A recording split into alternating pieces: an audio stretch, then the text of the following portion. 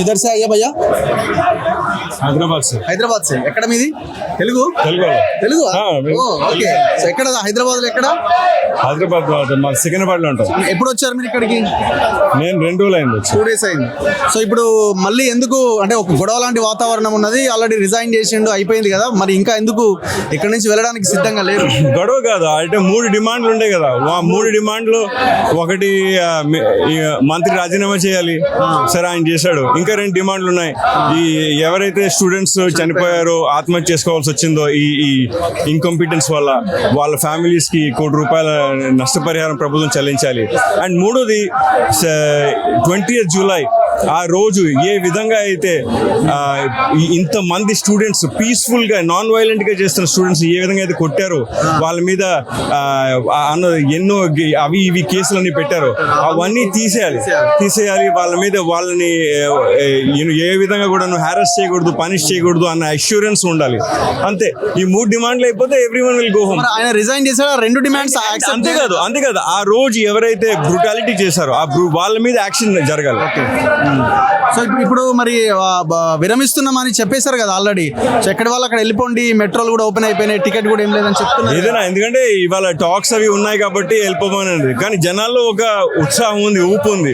దీని తర్వాత ఇది ఒకసారిగా మీరు ఆనందం కానీ దుఃఖం కానీ ఏదైనా తగ్గడానికి టైం పడుతుంది. ఇది చాలా ఆనందంగా, ఇది ఒక దీపావళి, ఒక పండగలాగా ఉంది. ఎందుకంటే ఒక మంత్రి అన్నారు కదా, ఏంటిది మా గవర్నమెంట్ లో ఎవడు రాజీనామా చేయడం అనేది చూపించారు కదా. ఈ దేశపు యువత ఎలా చేశారో, ఎవరైనా కూడాను పవర్ లో ఉండండి. Power comes with account responsibility.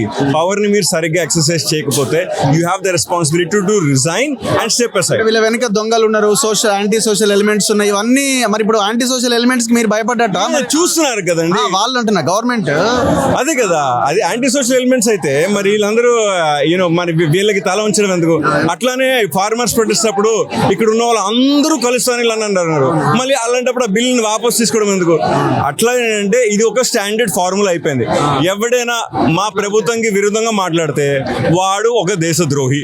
అంటే మీరు అసలు ఇంతమంది నిన్న బాంబేలో నుంచి జనగణమన పాడారే, మరి వాళ్ళందరూ దేశద్రోహులు అయితే, అంత 1,00,000 మంది భారత్ మాతకి జై అని ఇక్కడ అంటున్న వాళ్ళే, వీళ్ళందరూ దేశద్రోహులు అయితే మరి ఇంకెవరున్నారు ఈ దేశంలో మిగిలిన వాళ్ళు?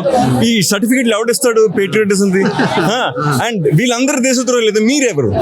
సో టు సే దాట్ మేమనొచ్చు కదా, ఇక్కడ ఉన్న వాళ్ళందరూ అనొచ్చు కదా, అరే మీరు దేశద్రోహులు, ఇంత కరప్షన్ ని కూడా మీరు ఎక్స్క్యూజ్ చేసేస్తున్నారు అని. అది ఇప్పుడు ఇది ఎవరి సక్సెస్? ఇది ఎవరి దేశము? ఈ దేశము ఇది యువతది దేశము. యువతే భవిత. అలాంటిది ఆ భవితకి మనం భవిష్యత్తు గ్యారంటీ చేయలేకపోతే ఇంకెందుకండి ఉన్నది? ఏ ప్రభుత్వమైనా ఉన్నా లేకపోయినా ఒకటే. ఏ పార్టీ మారినా కూడా యువతకి ద్రోహం చేసే ఏ పార్టీ కూడా అది సర్కార్లో కొనసాగకూడదు. సో మీ రిక్వెస్ట్ ఏంటి యువతకి? ఇది అయిపోయింది, ఇవాళ ఒక కాజ్ కోసం పనిచేశారు, సక్సెస్ అయ్యారు.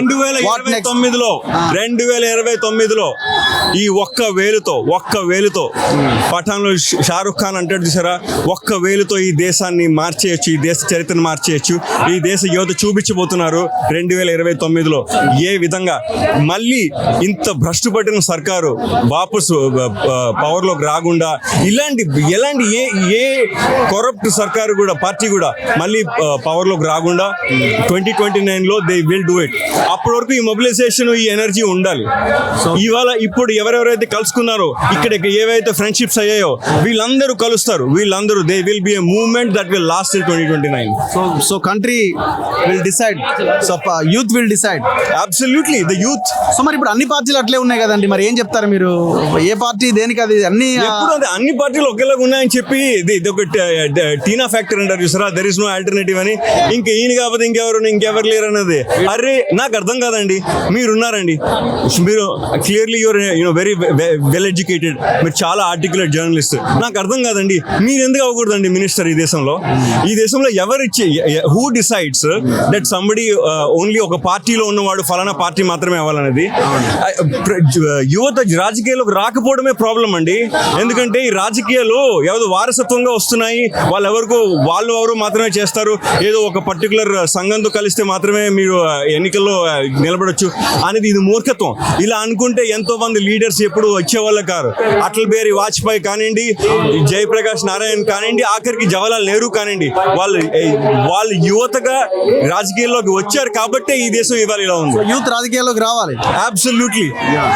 యువత రాజకీయాల్లో అకౌంటబిలిటీ డిమాండ్ చేయాలి, వాళ్ళే రాజకీయాలు నడపాలి కూడా ఈ దేశంలో. Thank you very much brother. so much. కలుద్దాం హైదరాబాద్లో. Thank you. సో మళ్ళీ వీళ్ళే క్లీన్ చేస్తున్నారు, ఒకసారి చూడొచ్చు. అయిపోయిన తర్వాత కూడా క్లీన్ చేస్తున్నారు. చూడండి ఎంత గొప్ప విషయమో. ప్రోగ్రామ్ అంతా అయిపోయింది, ఎక్కడి వాళ్ళు అక్కడ వెళ్తున్న క్రమంలో కూడా వాళ్ళు అది క్లీన్ చేస్తున్నారు. ఎంత నిబద్ధత, సో ఎంత నిజాయితీ. సో ఒకసారి ఆలోచించండి. జనాలు అనేది ఎక్కడ వాళ్ళు అక్కడ వెళ్ళిపోవచ్చు, కానీ అది కాదు కదా. సో వాళ్ళు క్లీన్ చేస్తున్నారు మళ్ళీ. సో ఇది పవర్ఫుల్ యూత్. చూస్తాను మీరు అది చెప్తారు కదా, మన తొలి తెలుగు. మన తొలి వెలుగు. యూట్యూబ్ లో.